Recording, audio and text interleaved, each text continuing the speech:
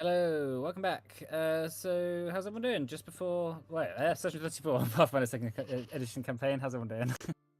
Everything go? Yeah, Good. brilliant. Ready. I just realized I haven't leveled my character.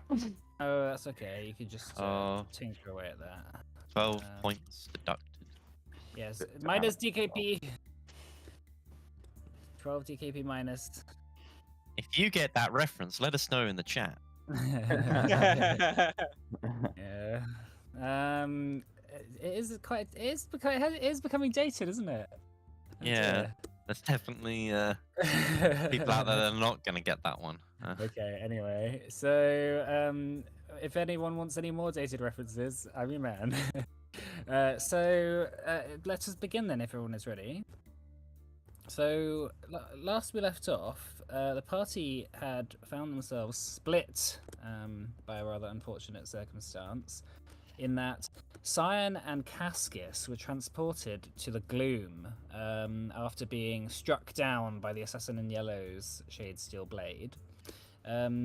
Thinking that these two had died, the rest of the party, after defeating the Assassin in Yellow and seemingly sending him back to wherever he came from, the party were accosted by some elves and taken to a fort, but was let out by an accomplice of a group of scouts who seemed to be leading you away from the fort and into the mountains. Upon asking what was up with them, they said that they knew Cyan. They were interested in Cyan, and was surprised that he wasn't there, and heard that he had been kind of killed by the Assassin in Yellow.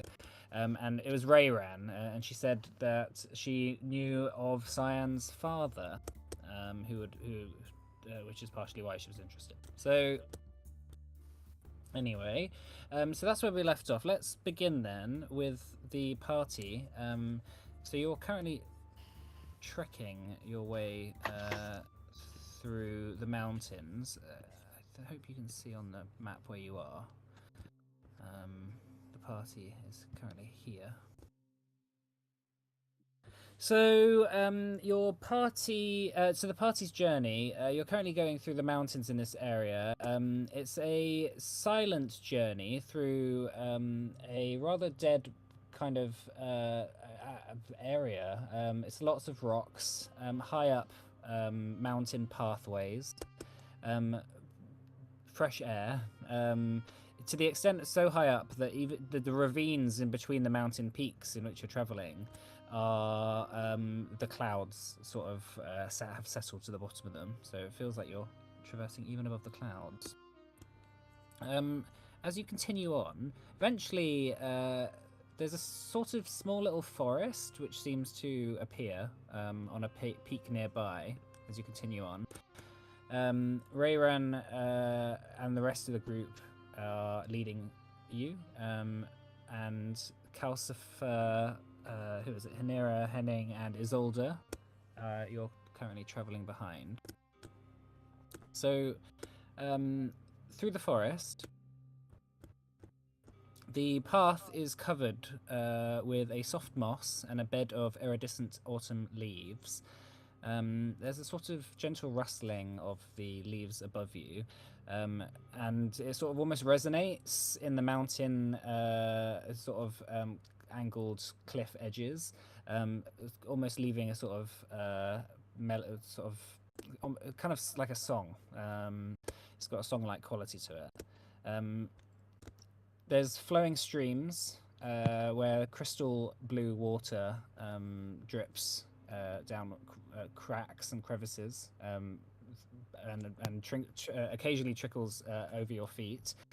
And overhead, most of these trees you notice seem to be maple and some sakura trees, which filter the sunlight around this area into shimmering shards, which creates a mystical dance of light and shadow on the forest floor. So, emerging from the forest, you eventually come across a temple, which is secluded in the woods, hidden inside the forest. It presents a serene harmony of architecture and nature. The temple is a marvel of wood and stone, its presence echoing the aesthetic of kind of ancient Japanese and kind of Shaolin architecture, sort of a hidden temple in the woods, a very peaceful attitude, and designed with that sort of attitude in mind. It's very aesthetically beautiful to look at. There's low, sweeping roofs crowned with curved kind of gables, which extend over the temple's long horizontal lines, which complements the vertical thrust of the surrounding trees. Rayrun introduces this place as Farfaen. She says this is home.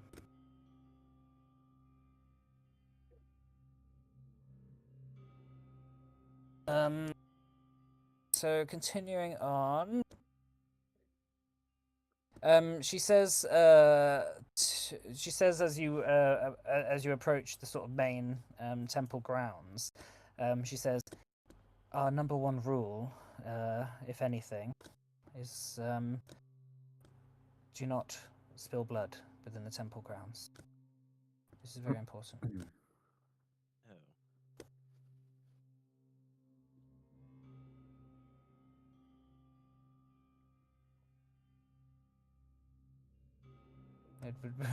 It's rather that you do not find out either way. Try your best. She nods to a couple of what seem to be monks practicing out in the courtyard. Elven, long, graceful hair, and you notice also a couple of people just standing at a couple of elves standing in the courtyard outside. Looking over. She says, the people here are suspicious. It'll take them a while to understand who you are, and that you're okay.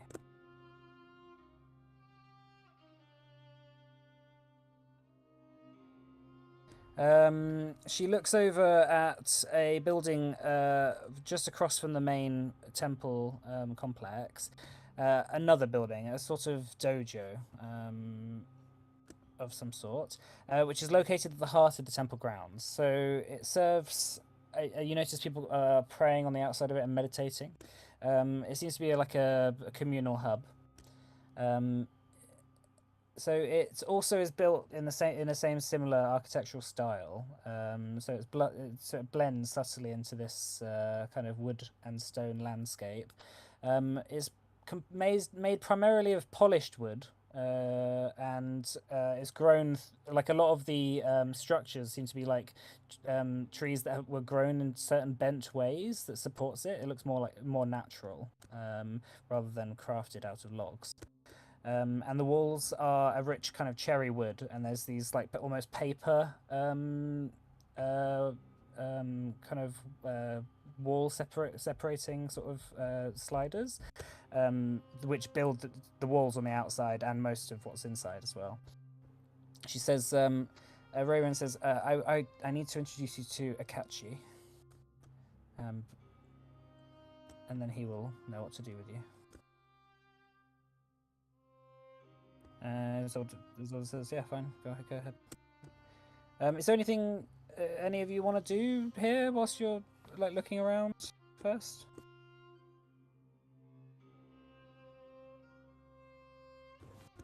Anything particular that people are thinking, or? I didn't have anything particularly. No. All right. Well, anything comes to mind, feel free to dig it in. So, okay. So, she leads you then into the dojo.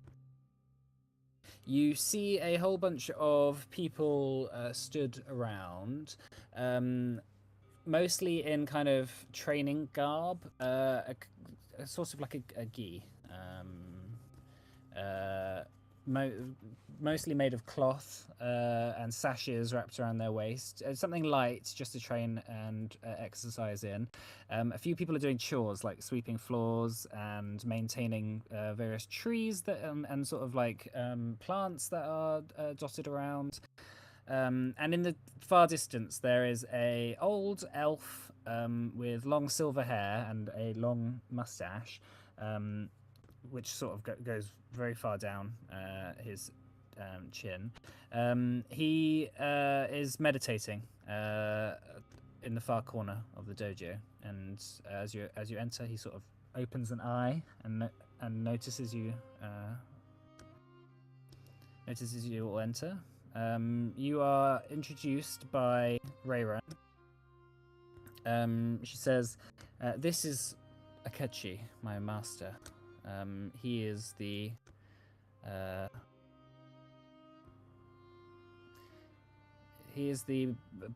pioneer of our movement."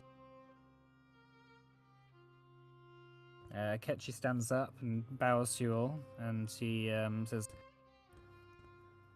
"Nice to meet you."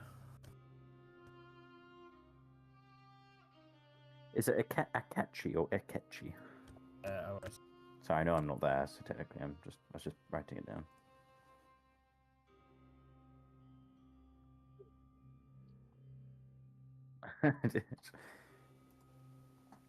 He says, "I was expecting Cyan, was it? To be with you, to be on your number."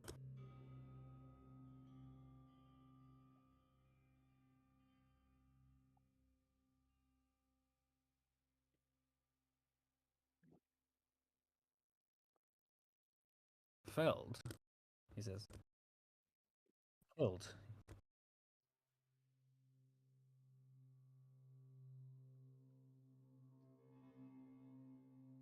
This is not right. I felt his spirit strongly. Only today, only just now. Perhaps he is still alive in some way then.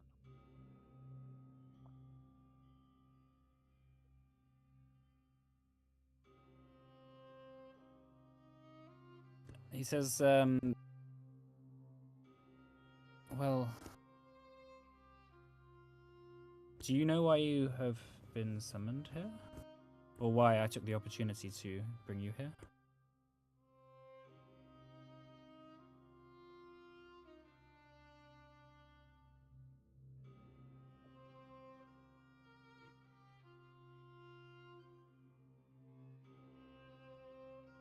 Cyan broke a rule. Of course, Cyan did. And it's come to cause distress amongst our people. See what has Cyan done? Rayron says, "I suppose you all know something about his true form, then?" Yes, yeah. Akechi sort of smiles and nods and says, "That is the rule he broke." Oh, right. I mean, we know not. We don't know what you're talking about. Really, Dol. Akechi clicks his fingers, and all of a sudden, you look around, and all of the elves who were in training garb, and Akechi, and like maybe like 5 or 6 people in this dojo, suddenly have all transformed. In a blink of an eye, they all standing there are these fox-like creatures. With different colored fur. Like some of them are like bright orange. Some of them are like brown. Robin says that you're inaudible, Richard, on the stream. Need to speak clearer, Richard. Cool. Fab. Good catch. Yeah, so looking around, suddenly stood before you, Akechi, is a elder kind of kitsune figure, a figure of ageless grace and tranquility. He has 9 tails which flow out behind him, and he's got this sort of kind of ginger fur with like a lot of matted grey hair within it. So it's a few centuries ago maybe he was a lot more ginger, but now he just kind of looks a bit old. He's got these bright blue eyes, which are almost like silver in a sense, and they seem to look directly into you. And he says, "We have made it. We have made a great attempt to hide our true forms from elves and anyone else for a long time. But as you already know, let me show you what you see in this situation."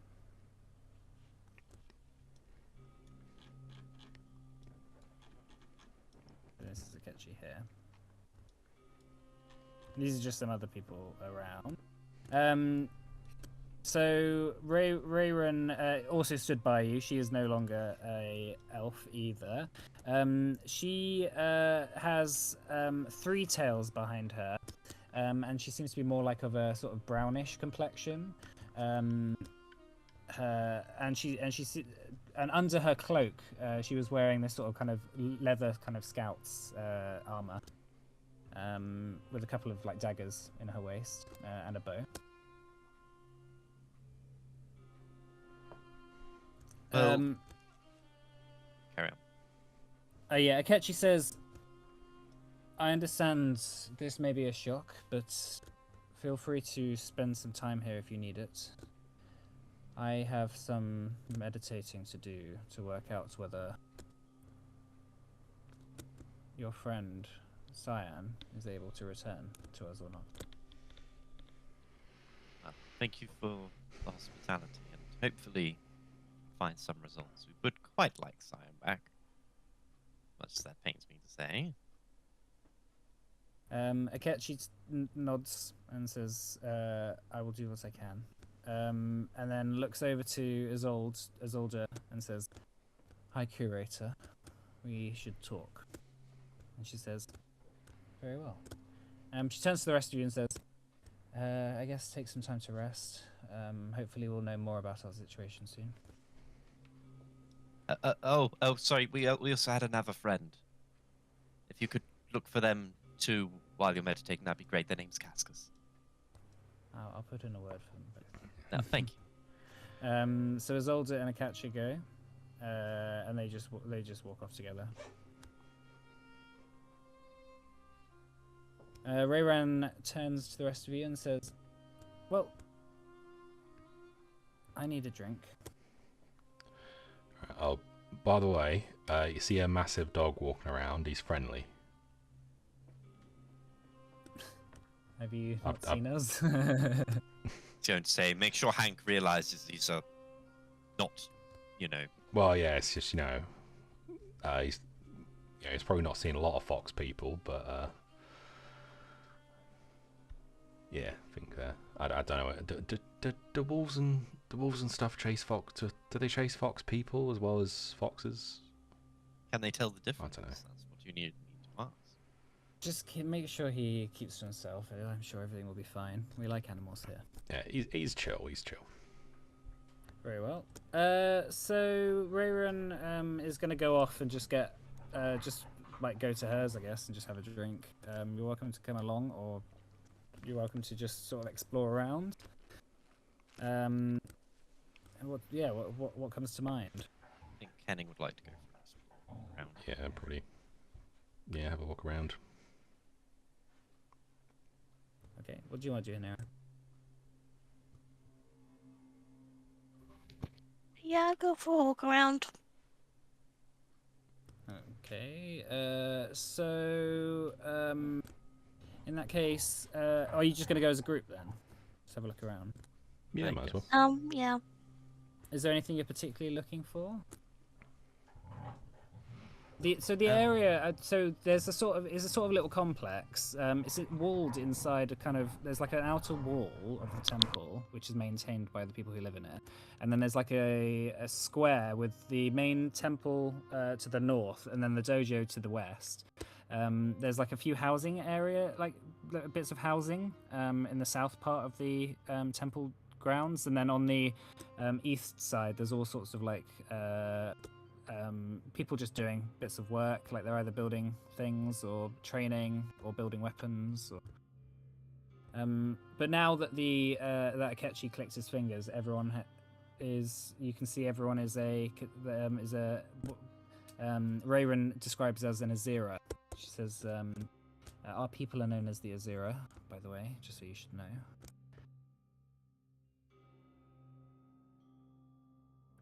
She walks you through the center and sort of reaches down into a barrel by the side of the road and just pulls out a bottle of whiskey.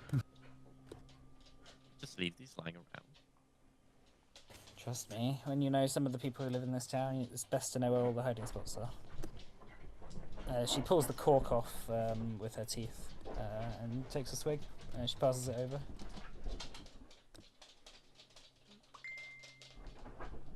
Do you drink it? Yeah? Yeah, I'll take a swig. Knock a couple back. Yeah, it's a familiar taste.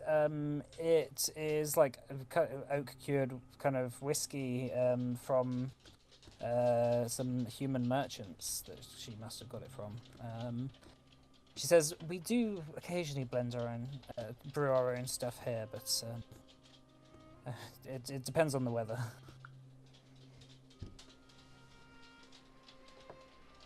Right. Well, as you guys are just getting settled down, we'll move to the others.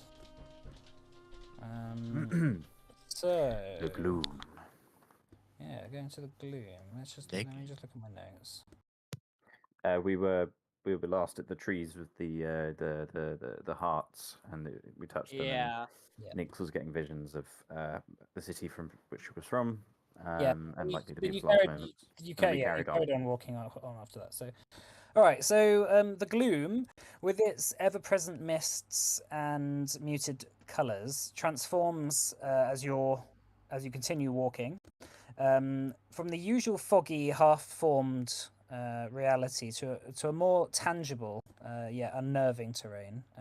As you are led by Cadell, you're drawn closer to the domain of the spirits, as Cadell calls it. A spectral forest emerges before you after a period of sort of like the trees looking more and more dead.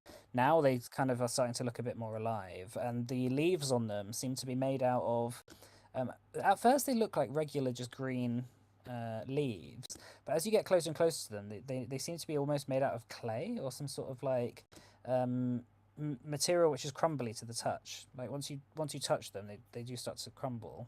But it's the most living thing that you've come across so far in the gloom. Each tree is like a skeletal silver grey kind of silhouette, has a silver grey silhouette to it.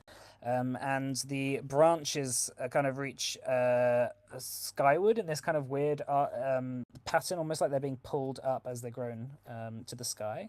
So they almost look like there's like a force just trying to unroot them. Reaching skyward, kind of almost as if they've got their arms like reaching into the sky. And the ground beneath is devoid of any grass or any sign of life, and it's replaced instead with a blanket of pallid, kind of luminescent fungi, like mushrooms. And there's these kind of strange like whispers and voices seeming to echo within the forest. Not quite words, but just sort of like noise, like moans, kind of, and like sort of haunting sort of sounds. So within the forest, after crossing the threshold and being led in through by Cadell, there is an ancient hollow which lies in the centre, and this eerie open area in which there is this quite large colossal tree stands just before a kind of little pool of water. And you notice its twisted trunk is covered in glowing blue runes, and instead of branches, it has hundreds of long hanging tendrils that are kind of swaying in the wind, like the kind of breeze there is here. There seems to be the spirit's domain. There is like a sort of bright, not a bright, like a pale kind of glow coming from within the tree and within the water itself, as well as these sort of like little orbs that are just floating above the water. Do any of us recognize the language of the runes? Of the runes. Make a perception check for me. He also asks the question I to do Cadell. that. And, Yeah, Fennell's gonna give a perception check as well. 34. 31. Pretty good. So the runes themselves, they don't seem to necessarily be of a language that you well, they don't seem to be of a language you recognize. They seem to morph a lot. So the more you look at them, the more you can't quite wrap your head around them, and like you look away for a bit, and then you look back, and they're slightly different, and you're like, was that how it was before? So they seem to flicker, and they seem to change based on like where you're standing and how you're looking at it. If it is a language, it is a language that is of a intellect that is quite unlike yours. Hey, Cadella, what is in charge of this place? It is peculiar, but there is a design to it. I could only attribute it to something that perhaps is in control. It is said that when Fandaren first created the gloom, he left some beings behind to look after it. This is hopefully where we are now. These beings are still around, you say? Because I rather hope they are not. I suppose we're about to find out. Why did you drag us here then? It is our only way of getting out of here. He's If got you a have any other point. ideas, then you are free to come up with them. But Cadell, before we go forward, I've been meaning to surmise something. So it's heavily suggested that perhaps the Sea Lord was slain by Shade Steel. Difference is they found his body and ours got turned to marbles. Did your body get turned to marbles when you died? Is that the common thing for Shade Steel? I don't think you know that your body got turned to marbles, dude. Oh. Wait, unless you saw. Unless Wait, was it? Cascus. Who We would died see first? Cascus. Who died Cascus first? Because first, Cascus died first, first. yeah. Okay, you saw Cascus turn to marbles. Would have also Alright, seen all the people in the room that had been turned to marbles as well. Yeah. Yeah, I guess you could assume then that was the case. Cadell says, all I know is when I got killed, I woke up here. Have you seen people killed by Shade Steel before? I have. And Did usually they turn into marbles? usually they leave a body behind, just devoid of a soul. Okay. Do you think there's a possibility the Sea Lord's still in here somewhere?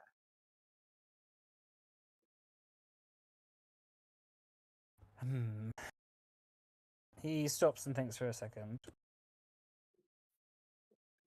I don't see why he wouldn't be. Maybe we need to come back here at some point. No one would know better about his death than him. Also, if we could get him back or resolve our potential problems back in Port Edwin.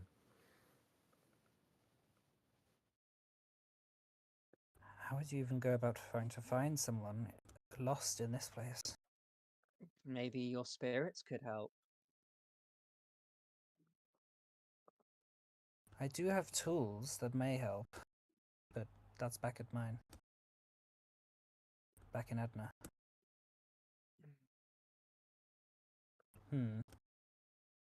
Where did you get these tools? I have collected many artifacts from many years of travelling.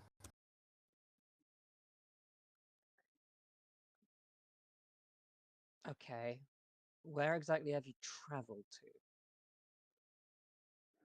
I have travelled to many places on Erd. Been to all of the continents, and I've been to a few more planes. Just to clarify, when you say planes, you mean what do you mean? Different realms, different civilizations. Different. You see, I am no mage. See, I think There's a call for some honesty here. Because we're putting our stake in you. I saw you.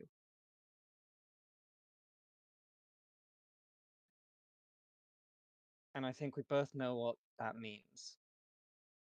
I do not know what that means. Cyan, what does that mean? What he looks like. He looks like a slightly odd heterochromatic. What wolf. I mean what he really looks like. I'm pretty sure I told you. No, I did bring it up. you did not mention it to me, my friend. Pretty sure I did. Anyway, Cadell says, "What do you want me to say?" Henning mentioned Rakshasa.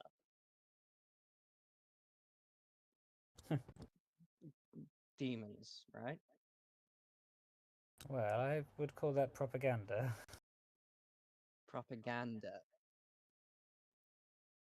Oh, yes, written by scholars and magisters who don't understand the whole truth. Can we trust you? Could we perhaps have this conversation not in the spooky hollow? That's a good point. Cadell laughs and says, "No, you can't. But I'm the only thing you've got."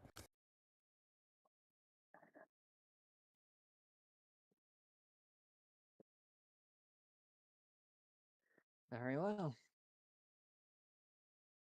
Cadell steps forward a little bit into the hollow,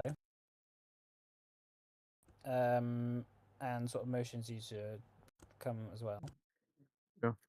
Kind of looking Hello? behind me. I You just don't- kind you of don't notice shrug it. at Cascus.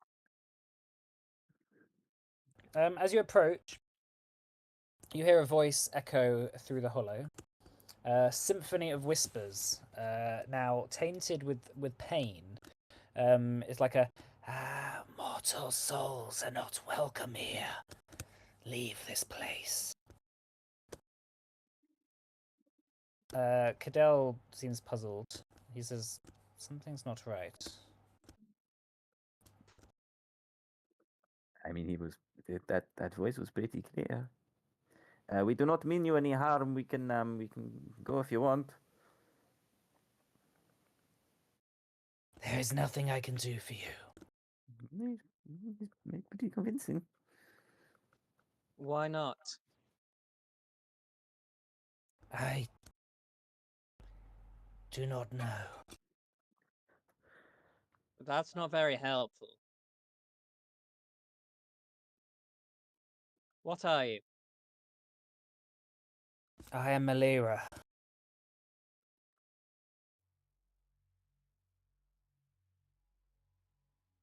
Can I Guardian have of that this in the hollow. chat? Yeah, it's in the chat. I am Malira, guardian of this hollow. And all I know is that I cannot help you. Cadell just starts like looking around. He sort of motions over to you guys and says, "Hey, look at this." Yeah. Around the base of the tree trunk, there's like a overgrowth of kind of ill-looking fungus. And Cadell sort of begins sort of moving the fungus out the way a little bit, but can't quite see in there.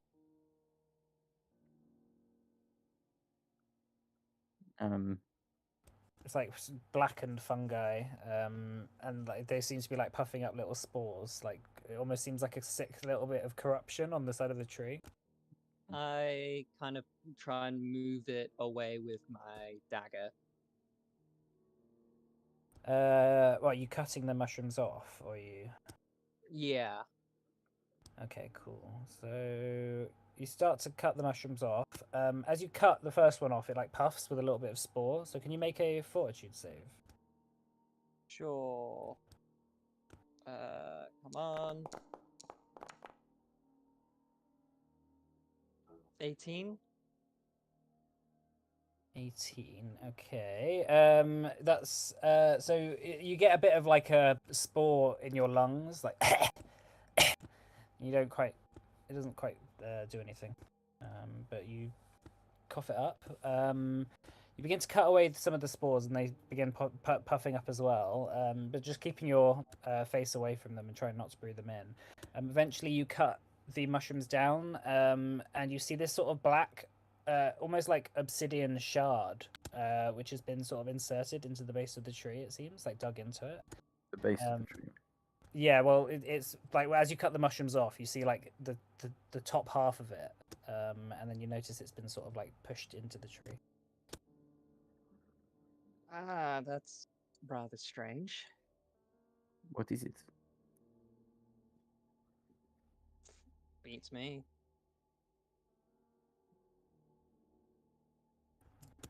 Cadell says, Next. Cadell says, well, this was clearly put here. Nyx is just looking around at the moment. She says, "This is so beautiful." Is it beautiful? Uh, I imagine it has a strange alien beauty to it. Yeah, like the water, like you see Nyx like floating up to the water, and there's like all these little orbs that are just like floating and like playfully, almost like fireflies, but they don't seem to have any physical component to them. They just seem to be glowing orbs. Seems to be like playfully just twisting around Nyx and going up and down, and she sort of just like runs up to the side of the water. I mean, Nyx comes from here, so her perception of beauty might be changed.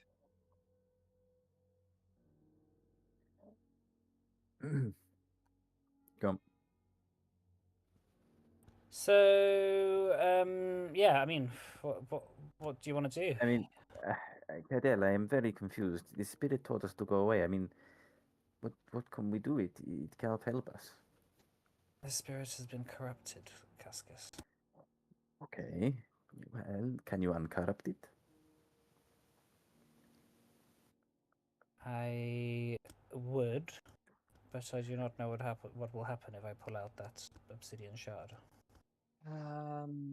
I imagine a fight. Way. I don't know. Something usually puts something there when they want it there, and well, if you take something away from where someone wants it, they're not going to be very happy. Well, maybe have you tried talking to it first? That seems to help. I know it is a thing that usually works with people, but it could help here. Why are you looking at me? I don't know what the fuck I'm doing here either. Okay. Kind of turns on the spot. But, Melira, can you hear us? Yes. Oh, she does not seem too pleased. We should have. Where are my manners? My name is Kaskis Povriv, and he kind of like holds his hand out and then realizes, like, as kind of force of habit, and kind of pushes his hand back down because there's nothing to shake. Yeah. This is my two compadres from compadres. What the fuck? From the life living world. Yes, this is Cyan, and this is Cadella. We would like to help you. You seem to have a problem with yourself. And can I also do like a make an impression? Sure. If that's a thing. I'll legend point it. Let's go. Oh, Oh no! Come on, game. Well, good thing you give it legend point. Okay. So is that just 26? Yeah. What would that? So basically, I'm just trying to make it more amenable. Okay, fine. I'll say that's a success. And the question was the question at the time was like, do you want our help? You seem to have a problem. The reply comes back. There is no problem. Please leave. How do you explain this glowy green thing in you? cannot explain it. Hmm. Well, we'd like to take it out if that is okay. No. The see? tree like suddenly is like all the tendrils begin to sort of like rise up and sort of hover over you. I try to be nice. Okay, as that's happening, I just go, oh, fuck it. And I try and yank the shard out. All right, give me an athletics check. Okay, hang on. Can I have Cadell giving some help?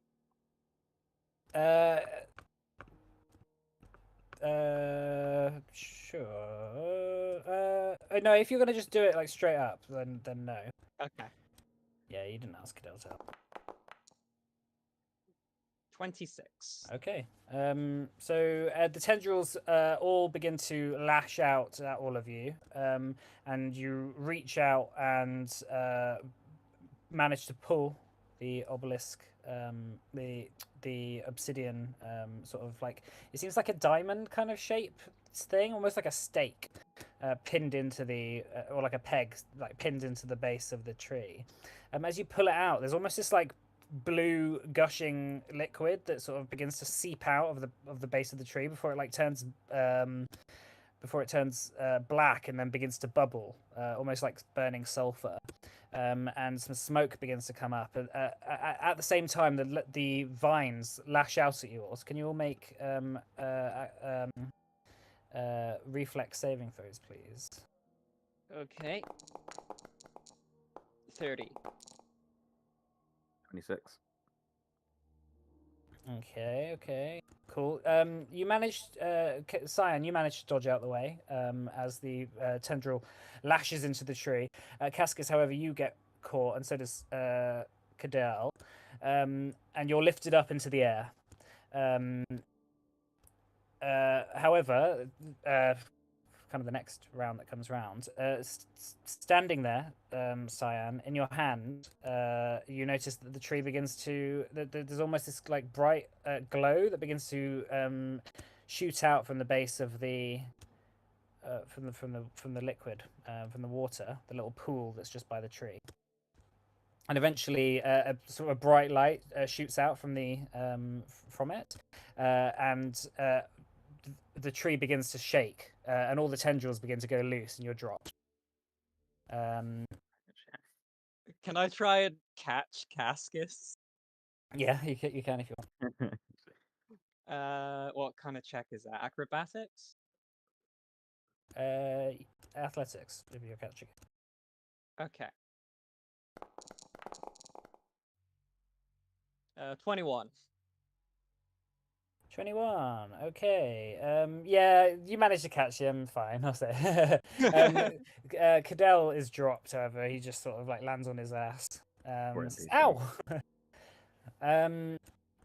And yeah, so as you turn around, you see the tree beginning to split open as there's like this golden glow begins to shine out of it.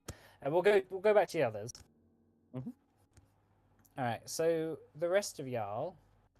So you're currently just walking around the town. So is there anything particularly that you wanted to do here?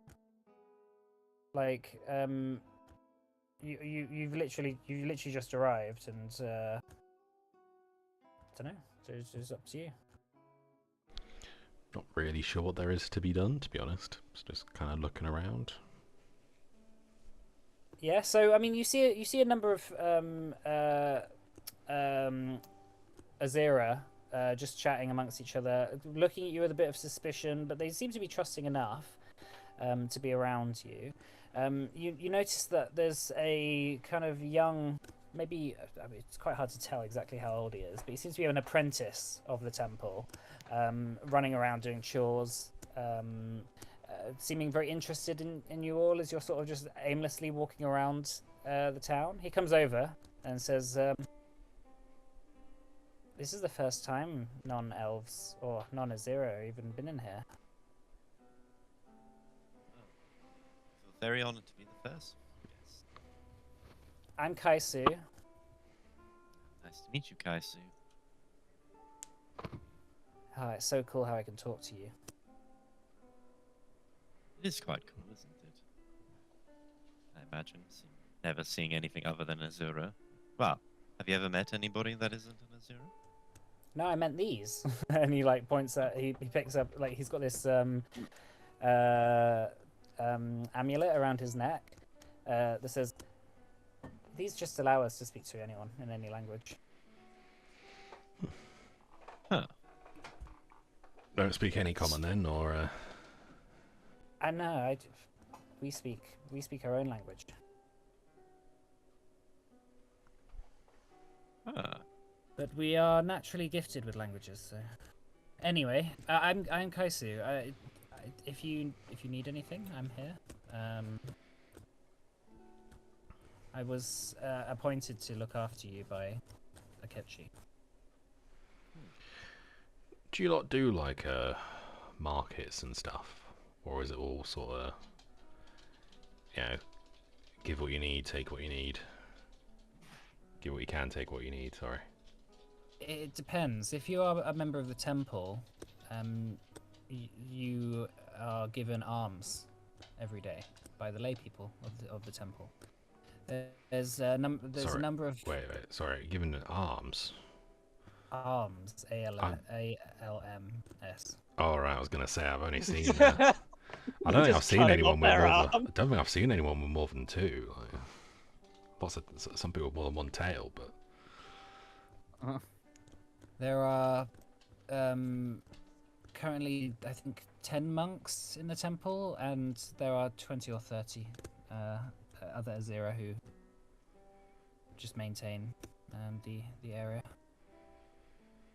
But I'm the new starter, and the person that they make do all the bad chores.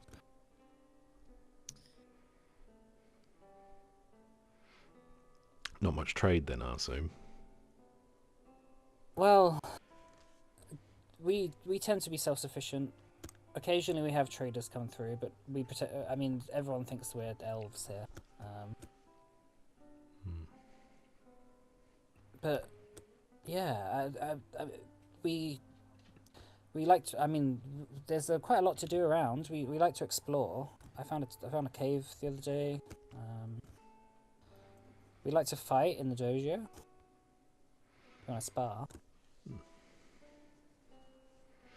Who's your best fighter? Is it you? I mean, Akechi's probably our best. Even at his age? He doesn't fight much anymore.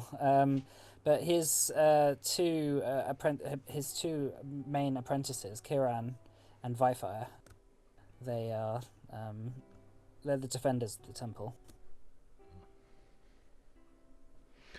Each one of them could take you all on, I'm sure. I'll try not to get in their bad side. Speaking of bad sides, they told us Sion broke a rule. What's the punishment for this rule break? Ooh. No one's ever done it before. Not that I know of. Is it a very bad rule, like bad thing to do, or is it just sort of a slap on the wrist, don't do that again? Well, it's a doctrine of discretion, of safety, to maintain our secretive sanctuary. It's a way for us to protect our way of life from outside forces. And elves. So it's going to be more than a slap on the wrist. Well, Sion's not from our tribe, so our rules don't really. They're not really his to follow. Okay. But much of the Azira tribes that remain have similar rules. It is how we have survived. The ones that have engaged with elves before have found themselves destroyed. I see. So we live in the shadows, and we try our best to make sure that the elves know nothing about it. There are some who know, like the Savas, but they work for the balance of everything and everyone, so much as we do. Your secret's safe with us. We won't be telling anyone. I'm not sure Vifire agrees.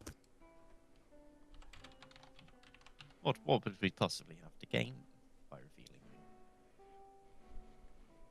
Well, that's what they have. That's the question they have. But anyway,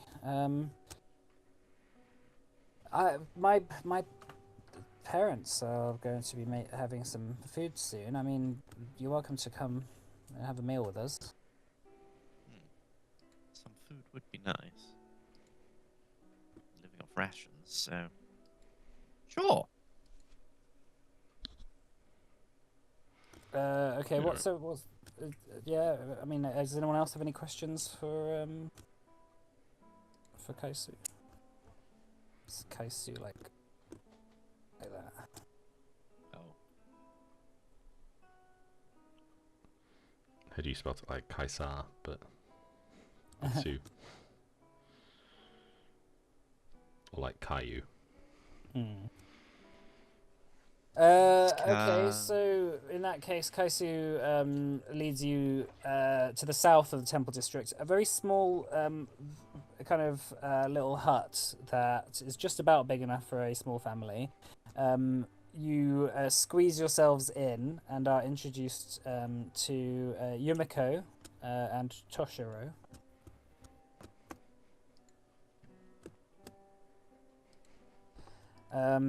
Who are Kaisu's parents, and as he arrives, his parents are like, "How's your day at the temple?" And he said, "Oh, it sucks. They've made me do the septic pit clearing like all day for the last few days." So. But here's my new friends, Calcifer, Hanera, Henning. He introduces you. They're fairly old. Like they don't seem to be like as old as Akechi, but they seem well traveled, sort of well worn. For a second there, I thought this was still him talking about us. Oh right. It's like they're fairly old, but yeah, no. And yeah, they seem very interested in you. Yumiko says, "You are travelers from where?" oh, all over, really. yeah, I mean, no one of us is really from somewhere similar. Me, I'm from Eshmelin. Ashmelin. Kaisu says, "Is that at the base of the mountain, or what?" A little bit further.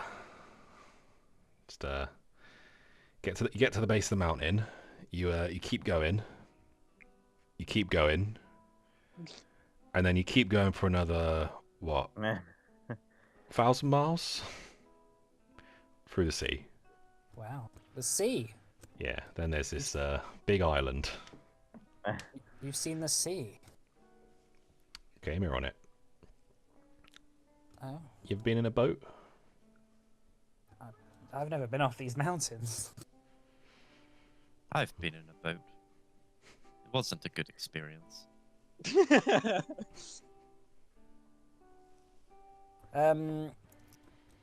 Toshiro says, "Kaisu, remember you have your trial soon. You have to make sure you're prepared for it." Kaisu says, "Yes, Dad. I'm training. I promise." Maybe Calcifer can give you a few fighting pointers. Can do if you like. What you training for? He's training for the Onokuma. Says Toshiro. Gonna have to dumb it down a bit, I'm afraid. Kaisu says, "The Onokuma is a beast who lives in the mountains. To become a disciple of the temple properly, one must enter the Onokuma's cave and take something from within it." Mm. It's just said that the Onokuma can test warriors, and only true warriors can survive the challenge. So you may not come back. I will come back. So what? Well, Is there just the one? Toshiro says, there has always been the Onokuma, as long as I have lived, and as long as my parents have, and there's always been in those caves. But yes, just one.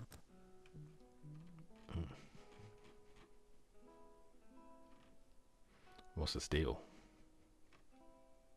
It is said that it was placed there to guard an ancient tomb, but we're not interested in that.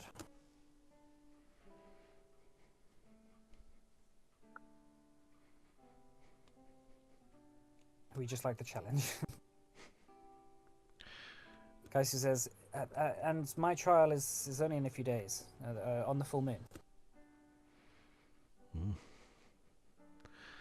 Take it general strategy is to get in, get your thing, and then get out, right? No, not stopping to fight it or anything. Well, the spirits will decide what my fate is. But if I am lucky, the Onokuma will be sleeping. It'll be a lot easier.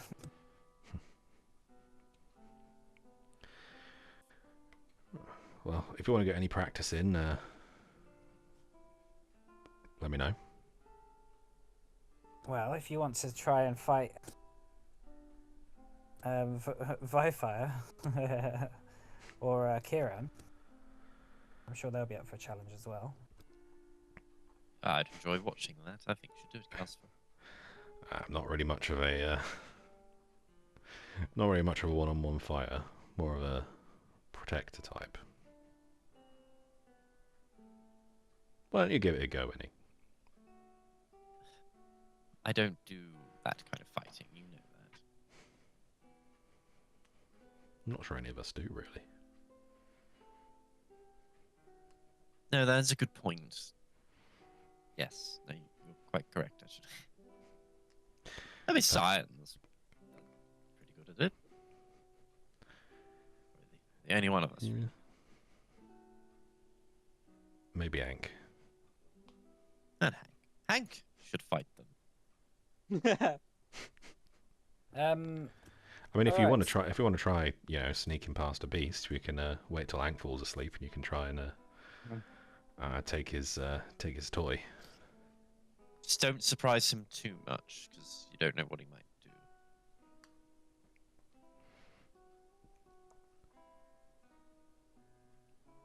do. Yumiko brings out a basket of kind of freshly cooked bread and berries and nuts and various kind of condiments, and just starts saying, "Yeah, feel free to slather your bread." Oh, with it." thank God. Henny's just going to tuck in. This ain't none of that elven bread, is it? No, we grow everything. We Oh. have here. Proper bread. Oh. Yes, whole wheat, lovely. It's got seeds in it. Oh. Alright, Fine, it'll do. Got any meat? We don't eat meat in here, in this temple, I'm afraid. Oh God, get us out of here. Is that like don't need it, or like don't need it, we don't eat it, like we just don't really tend to, or don't eat it like we don't eat it, and if you do, we will be pissed? We do not consume anything that has not been provided, either by nature or by other means. And we just have not had the luck. If an animal was to drop dead on our doorstep, then that is one thing, but to hunt, to kill, to farm, no, that is not our way. Thought foxes were carnivores. We are not foxes. Don't call Well, them that. I mean, there's some. Sorry, you just assume there's some sort of physical similarities, you know. And you, I could say a lot about your physical similarities to other creatures. Oh. Go ahead. Okay, everyone calm down. Calm down. Ever the diplomat, so.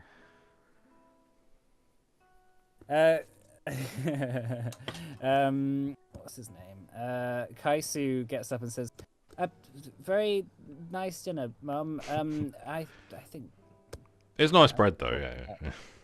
Yeah. He says, "If you're about for my trial, it would be cool if you could witness it." I'm sure. Sure. Fine. If we're still here. What's your plan? We don't really know at the moment. I don't think. Yeah. I think we're trying to, find out what happened to Cascus and Sion. Then whatever plan, Ketchy's got for us, or see what happens. Okay, so let's go back to the gloom then. Actually, let's have a break, shall we? Yeah, okay. Sorry, guys. Sure. Yeah, let's have a break. So come back in 15 minutes, and we'll get back to it. All right. Cheers. And I believe my mic's sorted, but I haven't actually confirmed. Cool. Thanks to our tech support. And see you in a bit.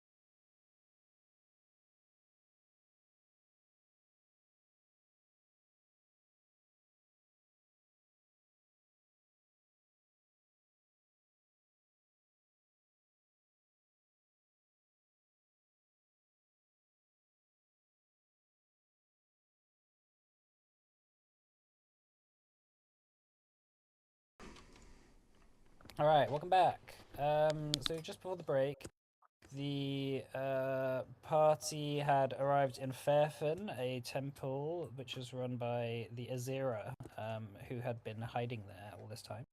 But now we're back in the gloom. So, you see a beam of yellow light split down the center of this tree's trunk, and suddenly the entire hollow is transformed. Do we have music? Is there music? Can you hear it? I can hear it. Oh, you can. I Oh, can't hear oh, it. I might need to refresh. It's just very quiet. I think. Partly does that sometimes. Nice. Anyway, And so it's just quiet. yeah, that's fine.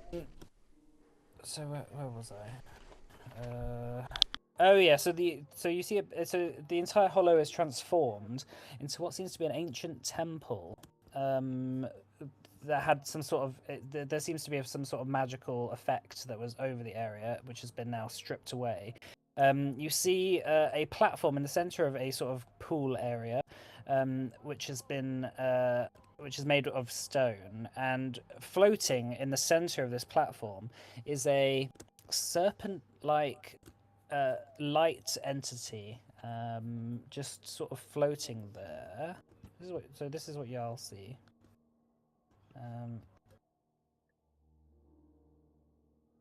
Oh. I'm not sure. Oh, did it? Do not Oh. own any token with vision. I'm Are you- legally blind. You might have to. Oh wait, just hold on. Wait, hold on. I remember with the stuff when we were in. Before that. Oh no, you can see it on the stream. Ignore me. That's fine. Yeah, I can't see you shit. Yeah, so you see you see a temple of with this serpent being shining light all around. The gloom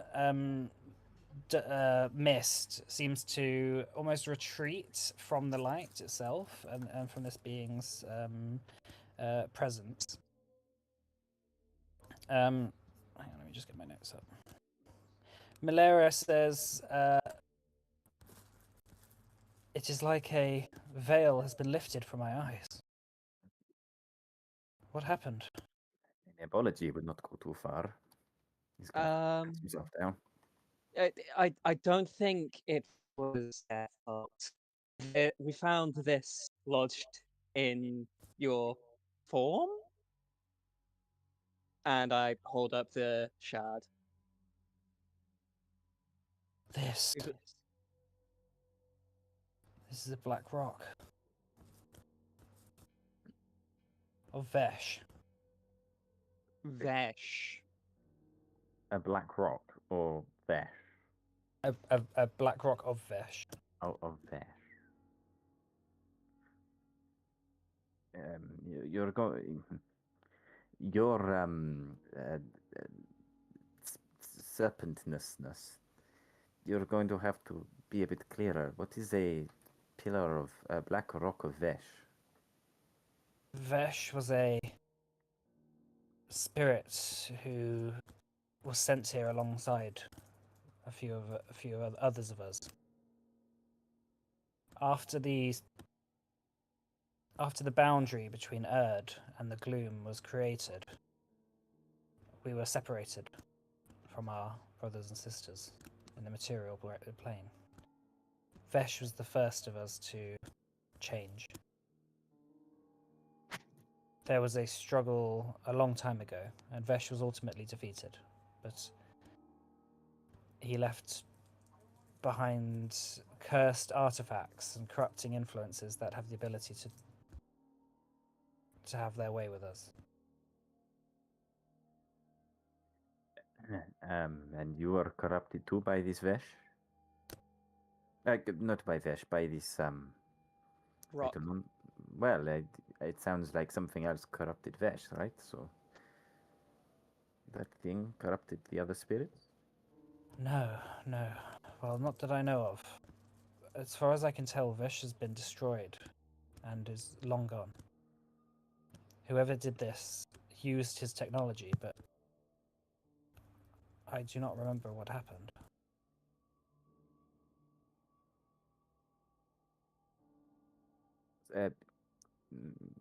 what are you?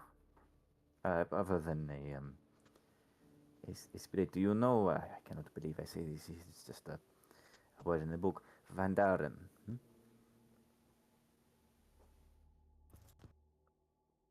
I am. Some call a warden. I was created to watch over this plane. This is my purpose.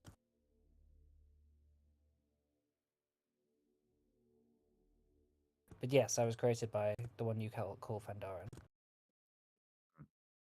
Did he have other names? I called him Fandar.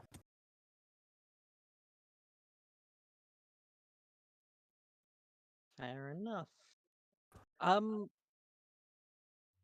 Not to cause any offense, we did come here for a reason. What is that? We don't belong here. Neither of us are elven. I may look elven, but I'm sure your sight extends beyond my illusions. We Yes. desire a way back home. A way back home. Back to the material world. Yes. But not all of you are mortal.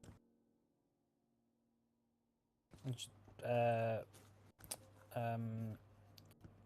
Malira looks down at Cadell first, and then looks over at Nyx. And then looks back at Cadell and says, "There's nothing I can do for him." Cadell looks at you both. I am not staying here.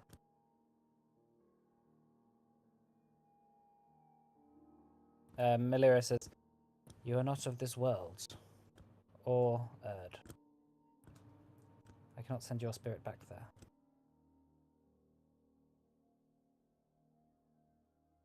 As for your companion, Cyan, or Oros, I see your name. Your companion is from here too.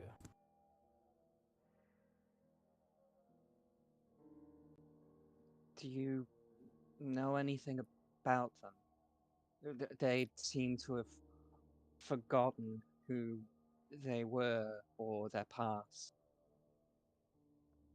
The serpent lays down its head and looks directly at Nyx. Nyx steps forward a little bit, looking quite shy. And Malira says, "Let me take a look at you, little one." And looks her up and down. The serpent gasps. "You should not be here. This is an affront to the natural order." Oh! Um, yeah, we're trying to get out of here, actually. No, I mean, she shouldn't be alive at all. Why not?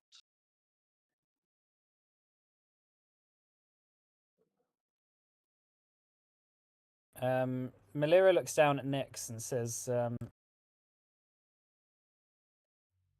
"If you truly wish to know, it will cause you pain."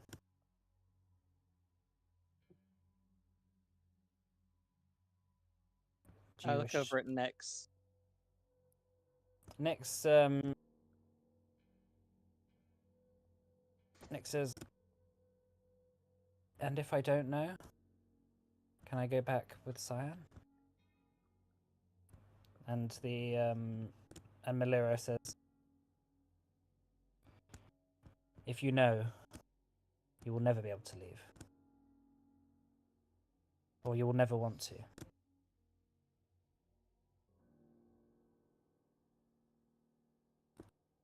Cadell says, "Well, maybe I'll have some company."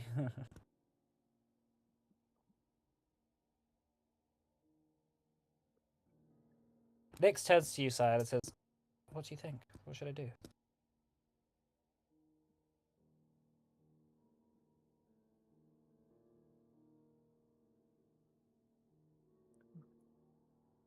Zach?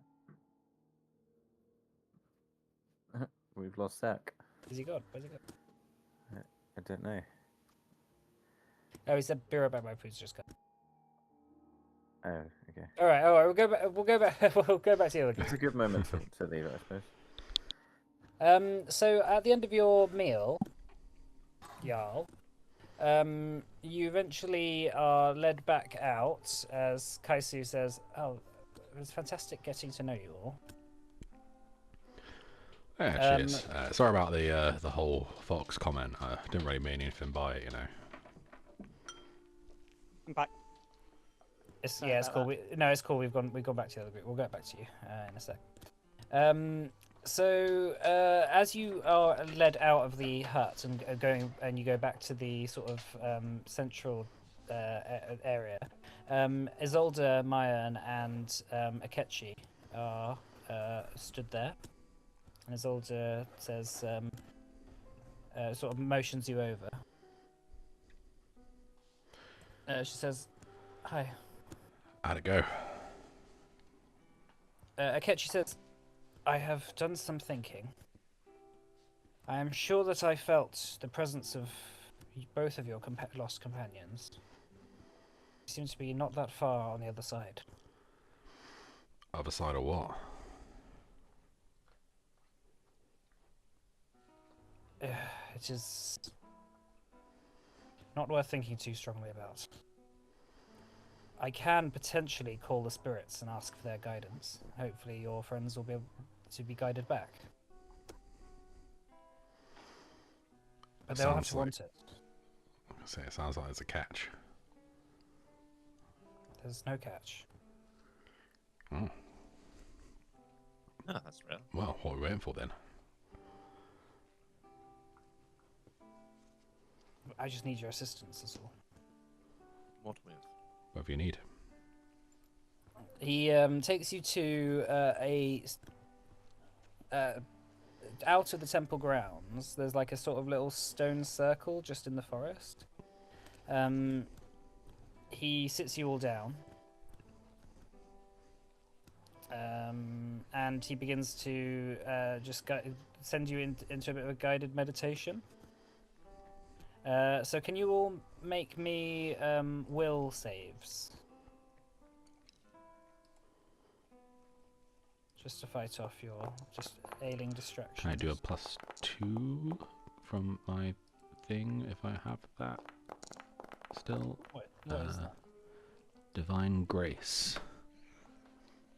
You attempt a save against... Oh, no, sorry, that's against a spell. Oh yeah, no, he's just he's sat down. He takes out a bit of like a little bowl of something with some like incense at the bottom, and he begins to light it.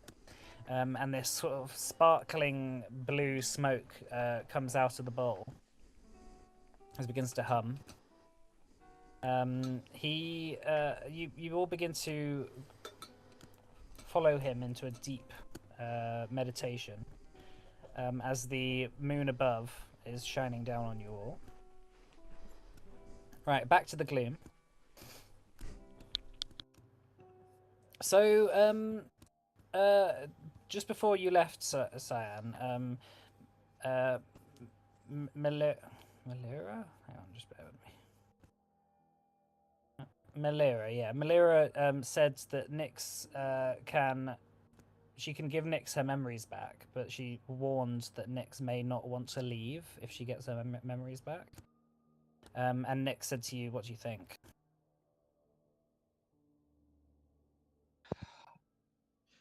Next, you have been my family the past 5 years. You've been my closest friend, like a sister to me, which is why I don't know if I feel comfortable making that choice for you. This is for you. I hope you'll want to stay, but is this that important to you that you would want to risk it? All I've ever wanted is to know what I feel I know deep down, but I can't quite reach, you know? Then you should know.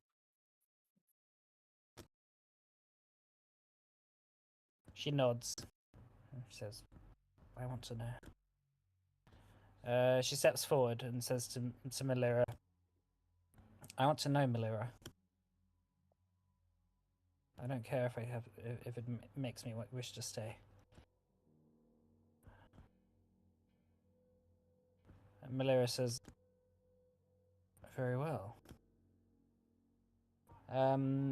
Melira opens her mouth, and a ball of white light begins to shine out over Nyx, and you watch as Nyx's kind of puppet form is just bathed in this radiant light, and Nyx is just looking up innocently into it, sort of letting it in. As you're all stood there whilst this is happening, you notice the orbs around the pool begin to glow as well, and there's like sort of cracks beginning to open up seemingly in them, and you begin to hear chanting and a sort of humming and meditation, and you begin to feel a sort of drawing. And Melira says, there is a calling for your return. Who's the return? For yours. Oh, Cadell says, I think I feel that as well. what do you mean? Like a return to the material plane, the real world? The spirits have made their decision, Melira says. You see Nyx bathed in the light saying, no, no, no. As Cyan, you're feeling yourself get pulled away. You also see Nyx is coming with you, and Nyx says, "No, I can't go." And before you know it, there's like a flash of light, and you have all returned. It's surrounded by your companions and some Azira folk. Do we see them as a Zero folk, or? You do, yes. Landing on the ground, Cadell in your in present company as well. You are on hard ground. You are in the material plane. You notice, Cyan, that Nyx now has returned back to her fairy form, but she's just like in a pile, like sort of. She's just turned into like a goop of some sort of like depressed ooze that's just crying on the floor by a tree. I scamper over and try and do my best to hug her. She's just like formless at the moment. Like Yeah. you can't even pick her Like, up. Like Cyan's scoop trying her, his like, best. flowing through your fingers, like going back and forth. Isolde stands up and runs over and gives Cadell a hug. And Cadell seems shocked to see her as well. Yeah, where's my hug? We had a very nice evening before I got killed. The rest of you, obviously, Calcifer, Henera, Henning, you see your companions having arrived, seemingly from beyond your grave. Oh, So, you've decided to return. Oh, I have never been so glad to see your weird face with different eye colors. He kind of, just to check, and he goes over and he starts like squidging his cheeks and like, pulling them. Get one of those. Yeah, say And that only- again? You only get one of those. Yeah, it's good to see you, Calcifer. He hugs him and Hinera. so how was And, death? Surprisingly, surprisingly cold. Suppose we have something in common now. I suppose we do. I assume the Where are we? Cyan is going to have a look around, and his eyes are going to widen. Oh. Oh. You see Akechi, the elder of the village, of the temple, approach you. He says, welcome, Oros. I have been awaiting your arrival. Do I recognize him at all? No, you don't recognize him at all. I just know that he's an Azira. Yeah. The first thing Cyan's going to do is give him a great big hug. He sort of takes the hug. He's a bit stiff. But... Cascades joins in.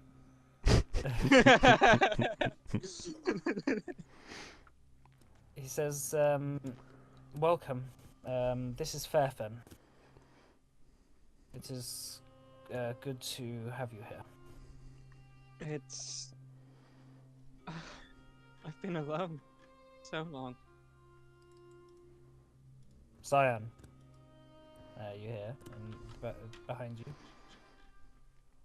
Turning around, you see an older Azira. Just bear with me 2 seconds. I need to find the actual thing now. Are we here? Oh yeah, here we go.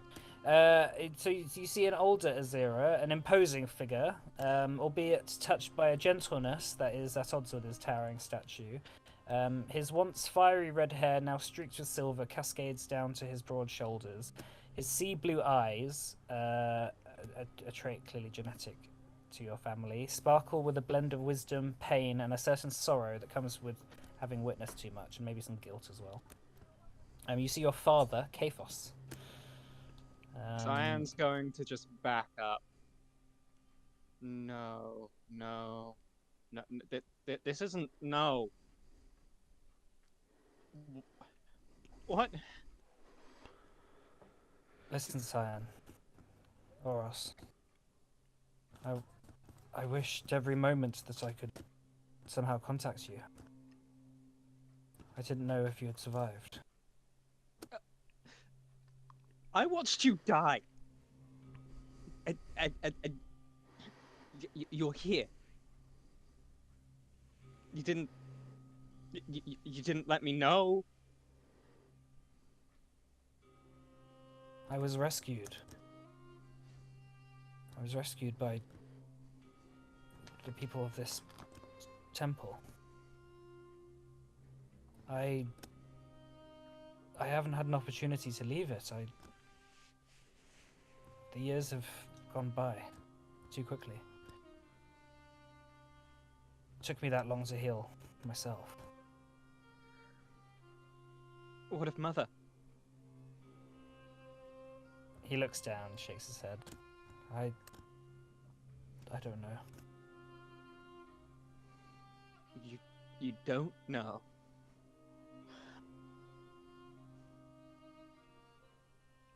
The fire, it consumed everything. When they started burning our wagons, I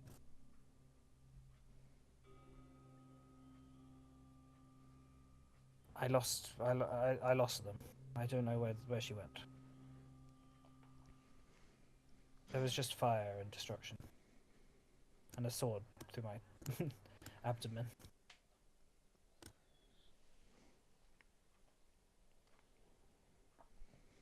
I had a funeral for you and Mother and everyone, and I had to spend the last 5 years running, and you were here this whole time. Well, you're here now. We can catch up. I mean, you can live in peace, Zion.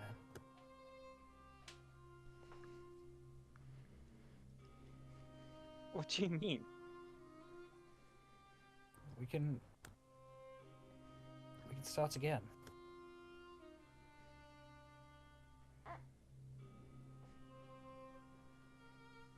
Rather, I can't. There's too much I need to do.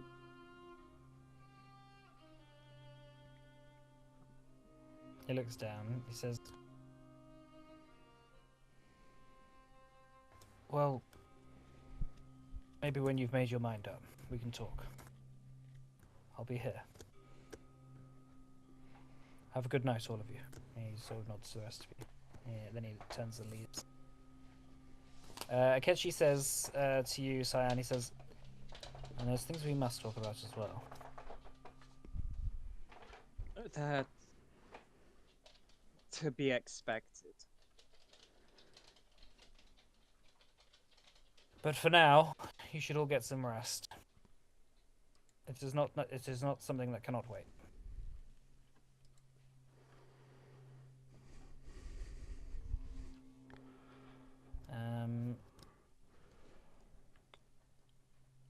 Right. So, what's the rest of y'all doing? Do you have some plans for the night? I guess just like catch up slightly with the group. Yeah. Yeah. All right. So you just find some time. You manage to. You're led to some like area where you can make a camp in the grounds. It's good weather. It's not too cold up here. So you manage to set up the hut if you wanted, or your cottage or whatever it is. And you have some time to rest up, to just catch up. So, nice holiday then. You could say that. I felt permanently on the run, and how do I say? I don't really want to go back. Well, at least we know. If you do, we can get you back. I mean, let's not risk this being, just potentially a one-time thing. Well, there was one thing. If we are killed by the assassin in yellow again, you should probably be aware that he has a penchant for hanging up his victims. You will find those he kills, and yes, it was kind of strange. There was this rather large tree. It was one of the most grotesque and horrifying things I've ever seen, and string from the tree were the corpses of so many dead people. Elves, I assume. I saw one poor elf receive that fate. But What? Please ask a question. Yeah, I was just going to say, so what you're saying is he's not dead. No, unfortunately not. But assuming we can either get back to the to where you took us from, we could, in theory, track our way back to where he lives, if that is the correct term.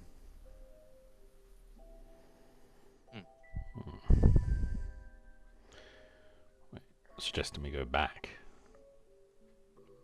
Well, if we ever need to find our way to kill the assassin in yellow, I mean, it will certainly be a... Yeah, I hate saying this because I do not want to go back there, but it could be a good reason to go. I think for now, maybe just count our blessings that you're not still there. Indeed. Hopefully Indeed. he's not. Hopefully, he's not got friends that are going to get him out anytime soon. I hope not, although it's... Unless it was not him, the person who is stringing them up, I wonder if he has an ability to leave anyway. I do not know. This is all speculation. There was something stringing lots of bodies up in a tree, and the assassin in yellow is in the material plane, and I do not see how he was the one who did it. Unless there are two of them. One true, one false. Maybe. I kind of turn to Cyan, and I assume he's kind of on the side of the camp. Or is he- Cyan's just kind of looking kind of out towards everything. He is not doing too great. I would probably give him some time. Pokes the fire with a stick or something. How's Nyx doing? After you got back, Nick's kind of just disappeared after a while. You haven't seen her in a little while. You know, I think it is whatever has happened to Nyx is taking him quite hard. He's trying to say out of earshot of Sign. There was a spirit we found. We freed her from this corruption. The spirit claimed it was a being from Fandaren himself, a protector of the gloom. But I think its intentions were good. But it offered to give Nyx back her memories, something she had sought for many years. But she took the bargain just as you came and tried to take us out. But it sounds like Nyx, whatever she heard, has made her want to go back to the gloom. I do not know more than this. This is all I know. I have spoken. So it was the gloom then? Where we were? Yeah. Ah, yes. If I was not clear, I'm fairly sure it was the same place we were before.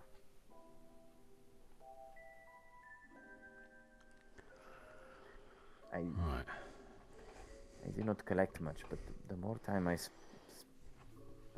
spend there, the more it feels like my sanity is ebbing from my body and my soul, and I am becoming disjointed from this world. It is a strange feeling. A bit gloomy. Yes, quite. But enough dwelling on sadness and strange things. What of you? Where are we? Well, this is well, like a little Azera stronghold, if you sort of. Isolde brought us here.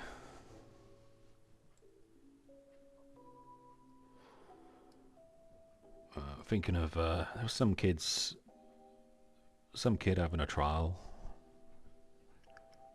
Thinking of maybe going and cheering him on, not too loudly though. Don't want to wake the what was it, Onokuma, was it? I believe that's what it was called. Yeah, some kind of bear or something. Does that Onikuma. name ring a bell? No, this is like just a regional thing. Could we No. assume that that's just like demon bear? No. That's just what It they call it. sounds evil and mean, whatever it is. Well, maybe we should leave it a couple days for Cyan and his father's sake, but we should really be going soon. The longer we stay here, it's not good. Correct. We should move on soon. Yeah. When did he say it was a couple of days until that trial? The full moon. Which Where- is It's like so I think oh so yeah, it's the night of the 5 Sunday. days. Yeah, so it'll be Friday night. Yeah, so we probably wouldn't want to stick around that long, unless there's someone keeping us here.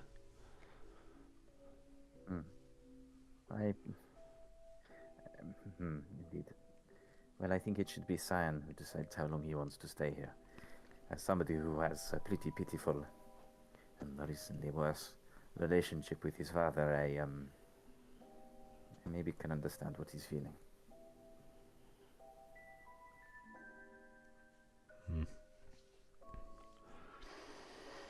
Figure out in the morning. Indeed. But it is really good to see you all, and I want to thank you three for not giving up on me and Cyan. I, for one, would have given up on you in a heartbeat. Oh, I don't doubt it. Yeah, I mean, about you two, who else are we going to get to sneak into shit? And you two, Yes, I. you two, Cascus.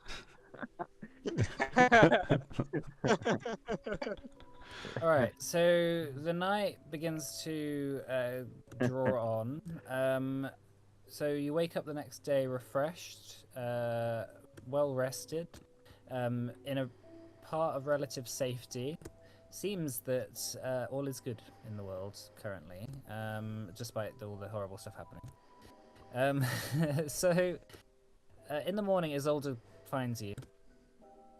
She says, I'm glad that you all managed to get off and get a good night's rest.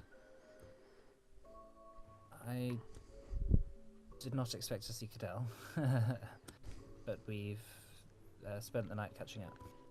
It didn't sound like the spirit wanted to let him go. No. I think Cadell's pretty shaken about the whole thing. Well,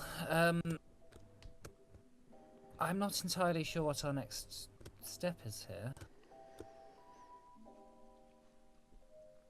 Is there anything? Well, the only concern I have is that we're in quite hostile territory, and this is the only piece of safety we have, seemingly. Yeah, though. Akechi did tell me about some Azera method of transportation that might help us. But I don't quite understand it. You might have to get it from the fox's mouth. I guess. Are you suggesting we could potentially use this to go all the way to Leonora? Not Leonora, but there are stone circles amongst the mountains that they use to travel. It may take us a bit closer. Okay. As long as I do not end up in the gloom again. Well, yes. Well, the concern is that it only travels from the light of the moon. So we'll have to wait until the full moon until then. If it's what I think it is, it would probably be a great honor for the lot of you. Not you. It's very sacred.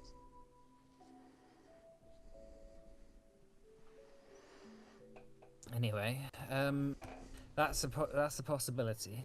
The others are that we try and travel to Hyden Aaron. We could probably sneak through that city and then make our way onto Leonora from there. Did you say Hyden Aaron, yeah? Yeah. That'll be the last stop. Once we get to Merenian, that will be House Valoran territory, and we'll be safe from at least the warring that's going on. Well, I see it. Probably depends how close these circles get us, right? If it's just, if it's just 10 miles up the road, then probably not worth it. If it gets us to, past Merenion up to, is there a map around somewhere? You have a map. Have one? You have this map basically. Yeah. Just unfold it. If it gets us somewhere up here, then yeah, well worth it.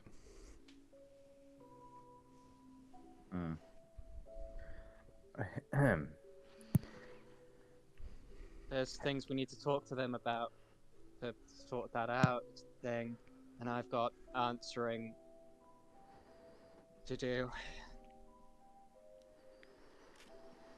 So, what do you suggest? Look, I am no magician, so if you think it is worth staying a few days to wait for this travel, quite frankly, I could do with a bit of a rest. It has been a long few weeks. Most of our people aren't necessarily talented with magic.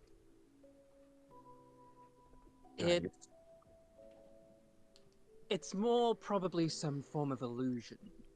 that we need to be taught the proper way to see through. I do not care what it is all magic to me. It's all Greek to me.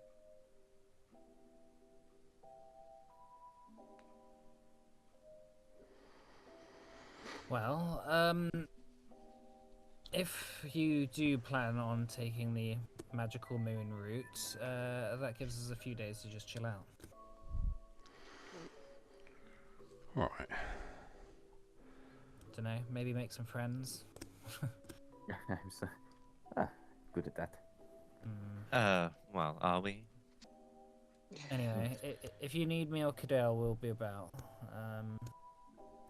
Hey, Cadell, thank you for your thank you for the last couple of days. Cadell sort of looks up and says, "Thank you. I needed you too as much as you needed me, I suppose." Oh yeah, Cadell. Meant to say. Cheers for holding them lot off back in Erisdan. Well, I hope that one day you can repay the favor. What was that? We'll need it. So, how did you end up with them? Shade steel swords. I had a theory, and it was proved correct. They do not kill you; they send your spirit to the gloom. Oh. Not entirely sure what that means for the body that I left behind when I was sent there in the first place. Doesn't matter. You left behind a body? Well, I'm not sure. It's getting weirder. It's like Well, Assassin in Yellow leaves behind marbles when he kills people. Yeah. Here you are, died to shade steel. Presumably no marbles. no. And yet you ended up in the same place. I think it's just where the swords send you, no matter what sword it is. Hmm. The other things are just accessories, I guess. But that makes the gloom a lot more depressing in my mind. Alright. And Well- as far as we can tell, there's a Sea Lord walking around in there somewhere. Yeah. And a Padron. Right, well. If we've got some downtime, I'm going to go teach Hank some new tricks. I'm going to talk to Akechi. There's things I need to sort out with him. Alright. So you go off and find Akechi then. Yeah. It's the next day. Yeah, so this is the next day now. Alright, so yeah, it is the morning. So yeah, finding Akechi. Akechi is sat in the dojo watching a couple of his apprentices spar. They're sort of like practicing various throws and blocks and things like that. And Akechi is just sort of sat there just watching with a sly smile on his face as you approach him. He stands up and bows to you. I bow back. Oros, welcome. Welcome to my home. It's beautiful. It's unlike anything I've ever seen before. We have spent a while making it like this. It didn't happen overnight. Well, I suppose you're wondering why I'm so interested in you after all. I have my own thoughts.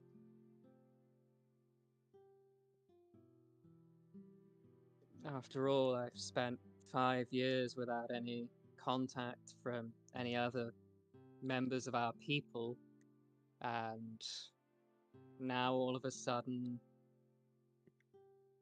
well, I'm here. You've revealed your true self to a number of elves.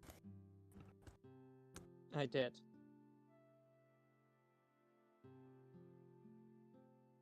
sighs. He looks down and says, I know your family's history. I know that you've suffered greatly at the hands of elves.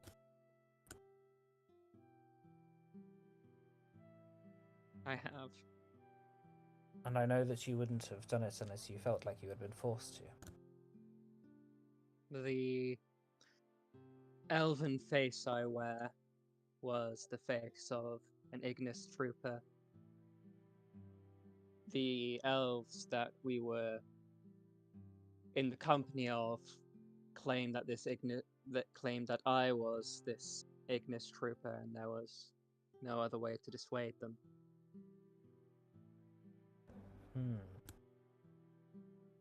That's very unfortunate. Well, don't worry, I'm not going to punish you.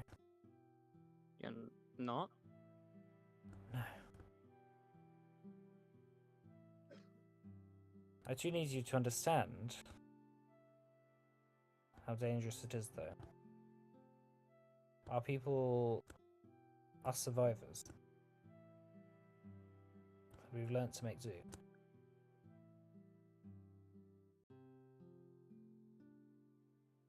He stands up. He just walks across the dojo, and just as you follow him. He says, "What is it that you want from life?